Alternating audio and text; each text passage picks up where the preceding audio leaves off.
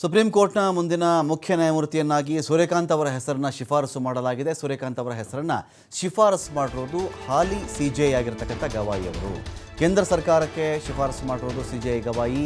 ಉತ್ತರಾಧಿಕಾರಿ ನೇಮಕ ಪ್ರಕ್ರಿಯೆಯನ್ನು ಗವಾಯಿ ಅವರು ಶುರು ಮಾಡಿದ್ದಾರೆ. ಮುಂದೆ ಸುಪ್ರೀಂ ಕೋರ್ಟ್ನ ಮುಖ್ಯ ನ್ಯಾಯಮೂರ್ತಿಗಳಾಗಿ ಸೂರ್ಯಕಾಂತ್ ಅವರು ಕೆಲಸ ಮಾಡಿದ್ರೆ ಚೆನ್ನಾಗಿರುತ್ತೆ ಅಂಥೇಳಿ ಇವರ ಅಭಿಪ್ರಾಯ. ಅದನ್ನು ಅವರು ಶಿಫಾರಸು ಮಾಡ್ತಾ ಇದ್ದಾರೆ. ಹಿರಿತನದ ಆಧಾರದ ಮೇರೆಗೆ ಸೀನಿಯಾರಿಟಿ ಬೇಸಿಸ್ ಮೇಲೆ ಸೂರ್ಯಕಾಂತ್ ಅವರ ಹೆಸರನ್ನು ಶಿಫಾರಸು ಮಾಡಿರೋದಿಲ್ಲ. ನವೆಂಬರ್ 23ರಂದು ಸಿಜೆಐ ಗವಾಯಿ ಅವರು ನಿವೃತ್ತರಾಗ್ತಾ ಇದ್ದಾರೆ. ನಿವೃತ್ತಿಯ ನಂತರ ಅಧಿಕಾರ ವಹಿಸಿಕೊಳ್ತಾ ಇರೋದು ಸೂರ್ಯಕಾಂತ್ ಅವರು.